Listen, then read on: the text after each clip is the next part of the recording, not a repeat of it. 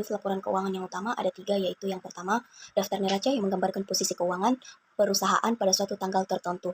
Yang kedua yaitu perhitungan laba rugi yang menggambarkan jumlah hasil biaya laba atau rugi perusahaan pada suatu periode tertentu. Dan yang ketiga, laporan arus kas. Di sini dimuat sumber dan pengeluaran kas perusahaan selama satu periode.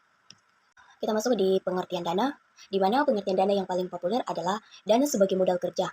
Sedangkan jika diartikan sebagai kas, laporannya hampir sama dengan laporan arus kas. Di Indonesia, laporan arus kas dimuat dalam PSAK nomor 2, sedangkan di USA dengan keluarnya FASB nomor 95, yang wajib sekarang adalah laporan sumber dan penggunaan dana dalam arti kas. Laporan ini atau cash flow statements merupakan ikhtisar arus kas masuk dan arus kas keluar yang dibagi dalam 3 kelompok, yaitu yang pertama, kegiatan operasi, yang kedua, kegiatan investasi, dan yang ketiga, kegiatan pendanaan pembiayaan keuangan. Selanjutnya, isi dan elemen laporan keuangan. Ada 3 hal penting yang harus diingat dalam mempertimbangkan apakah suatu transaksi dapat dianggap sebagai elemen laporan keuangan atau tidak, yaitu sebagai berikut. Yang pertama, konsep income. Dalam istilah ini harus dianggap lebih luas daripada istilah income menurut akuntansi secara tradisional. Dan yang kedua yaitu pengertian aset, liability, equity menyangkut pada jumlah kekayaan. Klaim terhadap sumber-sumber pada suatu waktu tertentu atau per tanggal tertentu. Sedangkan pengertian revenue, expense, gains, dan loss menyangkut pengaruh transaksi kejadian selama periode tertentu dari satu tanggal ke tanggal yang lain. Dan yang ketiga yaitu nilai aset, liability, equity dianggap berubah sebagai akibat pengaruh revenue, expense, gain, loss. Dengan demikian laporan keuangan dianggap memiliki kaitan antara satu dengan yang lain. Selanjutnya yaitu dalam mengkaji elemen akuntansi dan hubungan laporan laba rugi dengan neraca dikenal 2 pendekatan, yaitu yang pertama, articulate approach, di mana pendekatan ini kedua laporan dianggap memiliki hubungan matematis, di mana laba rugi hanya merupakan perubahan modal pada periode itu dengan asumsi tidak ada transaksi modal dan transaksi penyesuaian modal. Dan yang kedua yaitu non-articulate approach, di mana pada pendekatan kedua hubungan antara neraca dan laba rugi dianggap tidak ada. Di slide kelima ini, pendekatan dalam articulated dikenal 2 konsep, yaitu yang pertama revenue expense approach.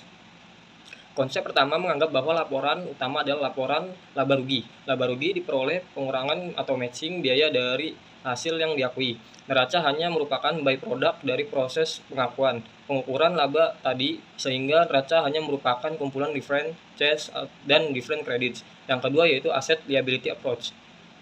Pengukuran kedua yaitu menganggap bahwa langkah pertama bukan pengukuran laba, tapi mengukur harta dan kewajiban. Di sini income didefinisikan sebagai perubahan dalam aset, sehingga laporan laba rugi dianggap merupakan pengelompokan pelaporan perubahan yang terjadi dalam nilai aset. Di slide ke-6 ada laporan posisi keuangan, yaitu neraca. Neraca atau laporan posisi keuangan menggambarkan posisi keuangan perusahaan dalam suatu tanggal tertentu atau moment of the time. Posisi yang digambarkan sesudah tertentu yaitu posisi harta, hutang, dan modal. Klasifikasi yang digambarkan ini memang timbul akibat dari konsep double entry accounting system yang sudah menjadi bagian yang tak terpisahkan dari akuntansi keuangan. Yang selanjutnya ada definisi tentang komponen neraca, harta, hutang, dan modal. Yang pertama, harta. Pengertian aset menurut APB Statement 1970 ayat 132 yaitu keyakinan ekonomi perusahaan, termasuk di dalamnya pembebanan yang ditunda, yang nilai dan diakui sesuai prinsip akuntansi yang berlaku. Dan yang kedua yaitu pengakuan dan nilai aktiva kewajiban. Pencatatan aktiva didasarkan pada kewajiban atau kejadian perusahaan dapatkan kekayaan. Aktiva itu dari pihak lain, sedangkan kewajiban kapan muncul kepada pihak lain. Penilaian keduanya berdasarkan pada nilai tukar, nilai pengorbanan atau exchange atau market price pada pengalihan terjadi. Dan yang ketiga yaitu kewajiban atau hutang atau liabilitas. Kewajiban adalah saldo kredit atau jumlah yang harus dipindahkan dari saat tutup buku ke periode tahun berikutnya. Berdasarkan pencatatan yang sesuai dengan prinsip akuntansi, saldo kredit bukan akibat dari saldo negatif aktiva. Dan yang keempat yaitu pengakuan dan penilaian kewajiban. Menurut APB Statement nomor 4 serta FAC nomor 5, kewajiban dinilai sebesar kejadian dalam transaksi. Biasanya jumlah yang dibayarkan di mana yang akan datang biasanya didiskontrakan atau dinilai berdasarkan present value untuk yang jangka panjang, sejumlah nilai pertukaran atau jumlah nilai normal. Dan slide yang selanjutnya yaitu model pemilik atau owner's equity. Equity adalah suatu hak yang tersisa atas aktiva suatu lembaga atau entity setelah dikurangi kewajibannya. Dalam perusahaan, equity adalah model pemilik. Definisi ini cenderung menganut property teori. Dalam perusahaan perseorangan, nilai modal ini merupakan nilai modal pemilik sendiri. Sementara itu, dalam perusahaan perseorangan perlu dibedakan antara modal store dengan modal karena pendapatan atau retained earning. Dividen hanya dibayar dari laba ditahan, bukan dari sektor modal.